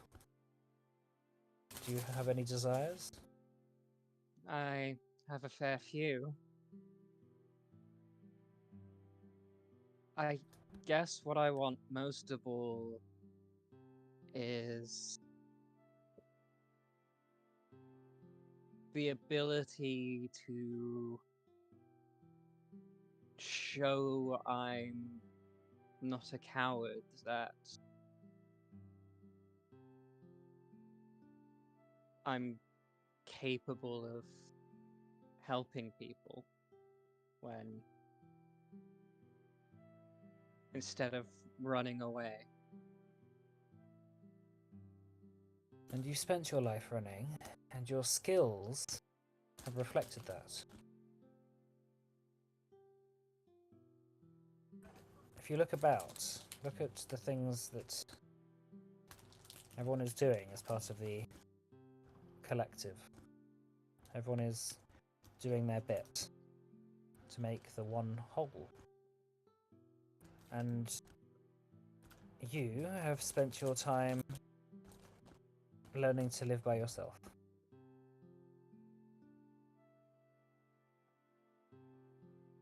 Well, I haven't been entirely alone.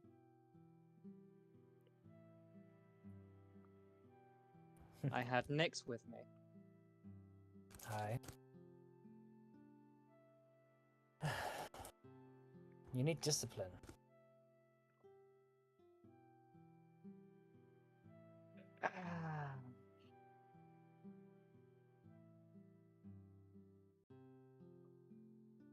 Do I really?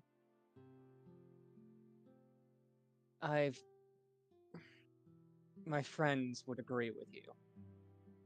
I have been hot-headed and have gotten myself into a number of problems.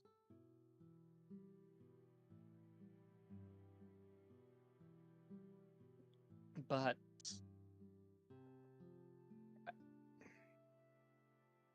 even knowing what would come of them, I would still have done them. They were the right things to do.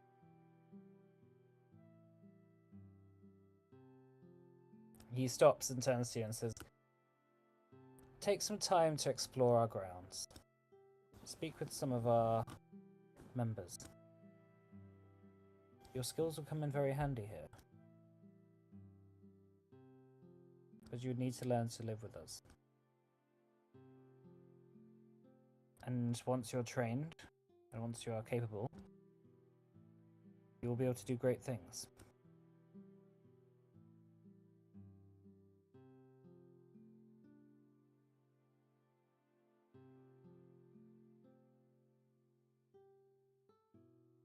What kind of things?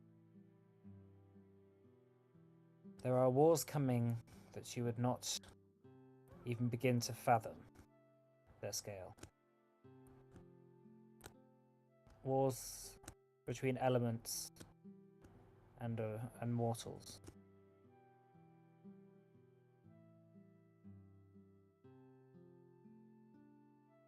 We need as strong a force as we can get. It is what Isolde is working amongst the elves to try and achieve. A unified base that can help. But there are forces amongst the elves who seem to have their own desires and wishes. Do not seem to care about the things we're about to experience. I cannot promise that if you go off with your group, that you will not be killed doing some folly mission for some elf somewhere. What would you have me do instead? Train with us. Become a master.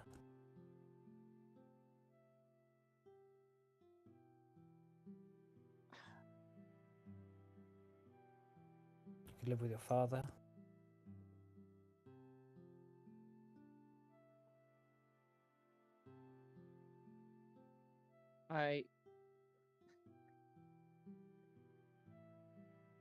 I need some time to think. Of course. Go for a walk. Enjoy our grounds. Come find me when you are ready to speak again. I shall. Alright, so you go off. What's everyone else doing? I think Cascus is trying to sell his wares, like his various spices that he's still got that he's kept. Recognizing very quickly that these people have not seen much of the world. So trying to get people hooked on things. They don't have much money. That's okay. They don't need money. Cascus is also like trying to get a read of what they have in the area, like resources, grains, starches, start spices, vegetation, plants. You see that there's one of the Azira children walks past you carrying a big bag that seems to be full of diamonds. What? So Cascus is just walking And along. he just puts it into his parents' See like little hut. cartoon style casks size turn to Yeah, dollars. yeah. So he can he follow them back to his like parents? Or... Yeah, well, you followed back to the hut, so the diamonds are just like in the hut, and you see the parents sat with like some mats and some bowls of water, and they're just sort of washing like really rare gems, just like big piles of them. Okay, Cascus is outside the door. He goes, oh god, okay. He starts pacing back and forth. Okay, Cascus, we've got this. Can I like? So I've got like my human disguise. Can I like shift it slightly so it's like, I don't know, slightly more like they would talk to. Like what? I was gonna go ahead and say An Azira. an Azira. You can give it a try. I know it's like You have to roll for it. Fine, I'm gonna give it a go. What is the thing that makes you? Let me. What is it? It is a thing. Oh, it's devil in plain sight. You don't have to draw your fiendish nature into a small ball of corruption hiding your soul. You obviously fiendish traits. Oh no, I beg your pardon. So he has to say human. Ignore me. Oh, okay. He's just gonna knock. He's just gonna go. He's gonna knock on the door. They open up. They are talking amongst each other. They seem quite confused. And one of them puts on an amulet and says, "Hello, can I help?" Good morning. My name is Cascus Porfrif. It is nice to meet you. I'm gonna do a diplomacy check on that. Okay. Try and make them like me. I'm gonna put this as a thing. Nat 20. Okay. They seem very entertained by your presence. Excellent. That's what I like to say. May I I know this is incredibly quick of me, but would it be okay if I come in for a drink? You see, I have been on the road for many days, and you may have heard there is a group of travelers here. Of course, of course. What is ours is yours. She invites you in and begins to make a bowl of something for you. It's like, oh, what's yours is mine. Oh, okay. Grabs the diamonds. Yeah. Grabs all of them. He notices his palms are getting quite sweaty, seeing all the diamonds there. He's a little fidgety, perhaps, but he's trying to disguise it. It's like dollar signs starting to like appear in his eyes. I could not help but notice your rather beautiful collection of rocks. Oh yes, our boy. He's been collecting them, and we are just making them beautiful. Yeah, they are utterly magnificent. Where I am from, we have similar gems. They're quite common. Well, yes, they're extremely common here. We have an abundance of them. Oh, is that so? Well, hold on. It is only polite that you invite me here that I give you something from where I am from. And he brings out this this green leaf, these leaves. You see, where I am from, when we want to relax, we put some of these my in our drinks. Uh-huh. Would you care to partake? It's traditional where I am from. We'll pass on that. Oh, are you sure? We are sworn to abstinence. Abstinence from what? A little bit of leaf? Yes. Okay. What about he brings out this this vial of kind of orangey substance. Yeah, this is we call this tumaraka. It is like a spice, we call it. Mm-hmm. It makes your food taste nicer. Make a performance check. Okay. You're really gonna spike them. And still. It was more get them addicted slowly. Okay. Oh my god! They seem suspicious, but they'll try it. Excellent. I will show you how to do it. So it's for like, I guess, like you could put it in, I don't know, like snacks and things that they'd have, maybe. Wait, so what are you giving them? It's just a nice, it's like a spice. It's not. So you're not giving them the Achidian that you got. No, A spice, not spice. Not that one. No, not that one. Okay, cool. Okay, see, when you said getting them addicted slowly, I thought you meant you were giving them drugs. That was the first thing that they said no to. Addicted to flavor. It was just the flavor. Welcome to Flavor Town. The parent, one of the parents says, if you wish to have one of our diamonds, you are welcome to. Oh, it is very kind of you, but at this point I'm just trying to seem like a good guest. We can talk about that later. Okay. Yeah, they seem kind of confused as to what your intentions are. He's quite nervous. He's just trying to be a nice guest. Okay, he just starts drinking the tea that they offered and tries to make things seem a bit more normal. There's a knock on the door, and the mother gets up and goes and opens the door, and you notice there's some talking. And you hear her say, "Oh yes, of course, come in, Farfaen. Yes." And you see the big burly, one of the stalwart defenders of the temple, wearing monk's like sort of robes, walks in, and he sees you sat at the table. And he says, "Well, good day." Good day. My name is Kaskis Pofrif. Nice to meet you. You are? I know your name. I know who you are. I am Vifire. Vifire. That is my name. Very nice. I like. Is it named after fire because you are a passionate soul? If you wish to see it that way. Hmm.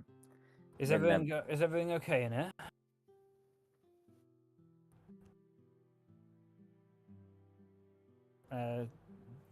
One of the Azira says, "Yes, fine. I think we were just talking to Cascus about our rocks." Wi-Fi says, "Well, you know." Does he seem suspicious? He does seem suspicious. He seems like kind of hostile to you. I was just having a nice conversation with these locals. They invited. How do I say this politely? Your people, they seem very nice, and I just wanted to spend some time getting to know these people if I'd be here for a few days. It was then that I noticed those. Yeah, he walks up to you and looks you up and down and says, "What's your deal then?" He like sniffs you. Ooh, be careful! I have not perfumed recently. You think you're tough? Not particularly. I don't like that fact that you're here, or your friends. The sooner you go, the better. I couldn't agree more. I 24 hours ago, I was dead. I had no choice to be here. But I'm very grateful that your community helped my comrades bring me back. I'm good. We're agreed then. Yes. Well, I prefer if you didn't mix with their locals.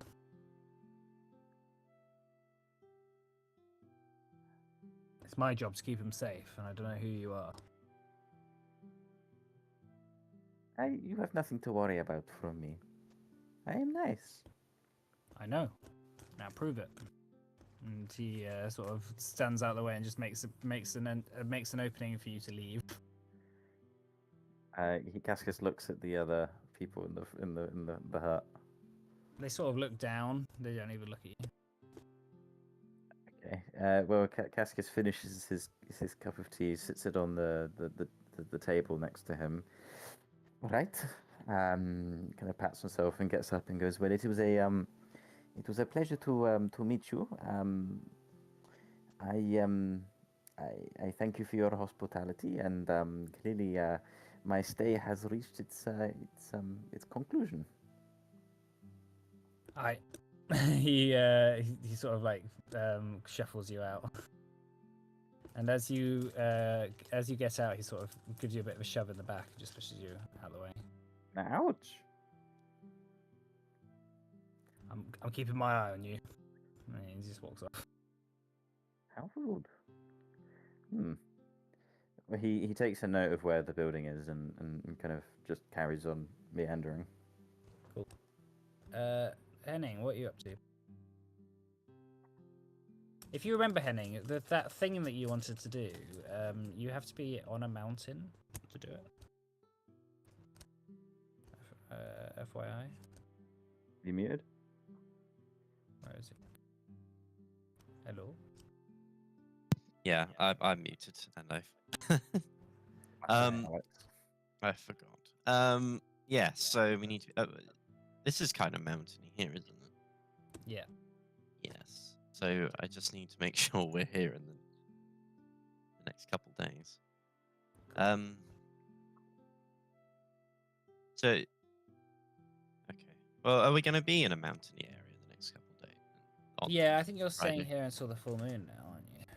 Yeah. At least. Okay, well that's fine then. Henning just needs to bide his time. Who was it that was talking to him again on the way here about not being normal? That was That's Rayron, yeah. Okay. And then they said something about, was it Akechi might want to speak to me about that? Or Yeah, I mean, you could speak to him if you wanted to. yeah, I might go do that then. Okay, so at some point in the day, you find Akechi in the dojo. He sees you approach and says, "Henning, is it?" Yes. Yes. It is. There's something I wanted to talk to you about that you might be able to give me a bit more insight into. It is related to your aura, is it? Yes. You see it too, then. Well, your lack of one. Well, don't see it then, I suppose. Yes. I was hoping maybe you'd be able to explain, or, find out for me why this is, or give me a bit more information. Yes, Rayron spoke to me about that she noticed you, and then brought you to my attention. If you wish, we could try and work out what it is that is causing you to be like this. Yes, I think that would be good. He begins to sort of walk around you in circles, and he just puts one hand out, and he's just sort of like a few centimeters away from your face, quite close, but he's just trying to sort of, I guess, feel your energy or something. As he walks around you a few times, he's just mumbling to himself.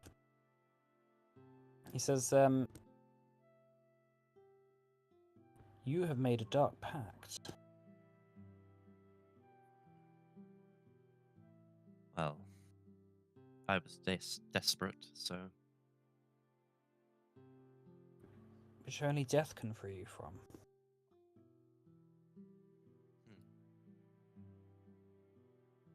only death, you say? You are bound. You are bound to a being of great power, and Yes, Vance. at the same time,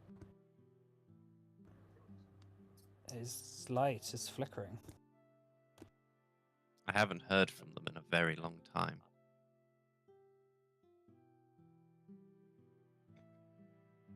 What do you know about this, Vance? Only that they have many names, and one of them is Zulnakar. I don't know if that means anything to you.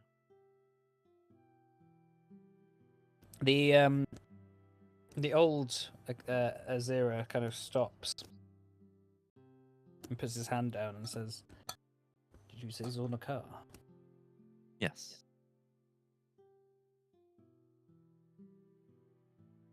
You know that name. I do, but I do not know what to think about this. You have the power of Eretz Sar inside you. Hmm.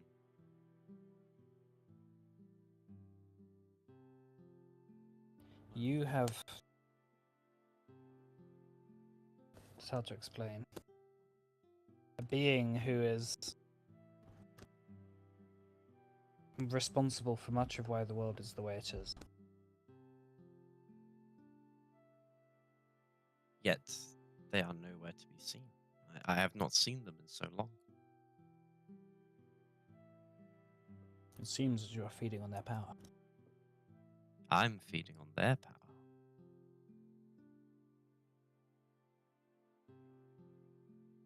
Huh.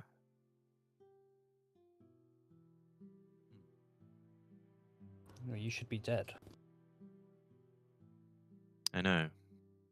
I already died once.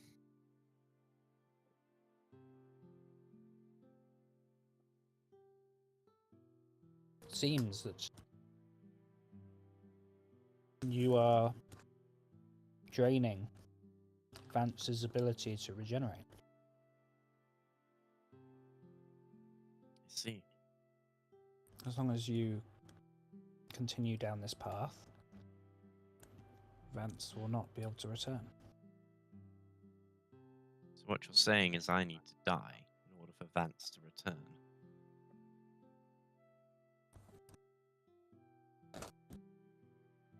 Something that will cause your death will also be the same. I see.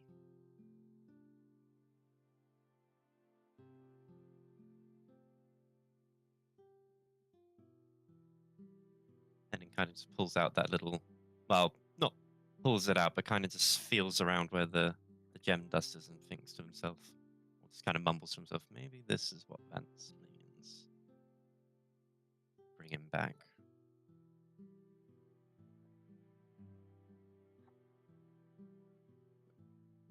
Well, this has been definitely delightful. Thank you for your time.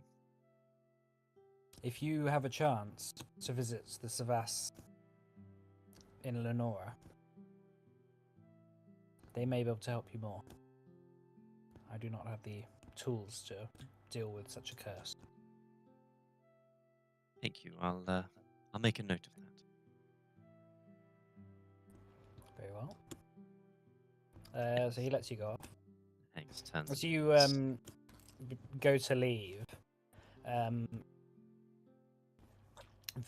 you see Vifire enter, the burly monk, Azira monk, who he also bumps into you as you're leaving, and he says, "Ah, Henning, is it? Yes. Not planning on challenging anyone to a duel, then?" No, I'm not the drooling type. Ah, come on, it's Monday. It's spa day. Look at me. I wouldn't stand a chance. Tries to get past him. Never have I heard a more convincing argument. Come on, it's Monday. Hey, in their world, Mondays is I'm sure. fine, but yeah. Monday As you night go, combat. as you go to walk past him again, he sort of grabs your arm. Let go of me. Are you trying to intimidate him? Well, it just, and he kind of just shrugs his arm away as if like to say, get off. Okay. Vifire just sort of laughs and walks away. All right. So what's everyone doing? Anything particular? Going to- Science. Oh, sorry. There you go. Mine's not that important. No, you go. I just had one. I'm just gonna go and find somewhere to do some training with Hank. Try and Okay. teach him to grapple. Okay. Does this? Maybe like wrap some cloths and stuff around my arm or something. Make like the Yeah. Yeah, we talked about this, didn't we? Mm. It's not gonna take any particular amount of time, is it? So in this it says it takes a week of downtime. Yeah. Spend time teaching an animal to do a certain action, either a basic action the animal already knows, or attempt to teach a new basic action. The GM determines the DC of any check required and the amount of time the training takes. It says usually at least a week. Mm-hmm. I'll say if you're gonna just be full stop training until Friday, I'll say that's fine. Cool. You're gonna need to give me a check. Is there like an animal handling check or something? I think it's nature.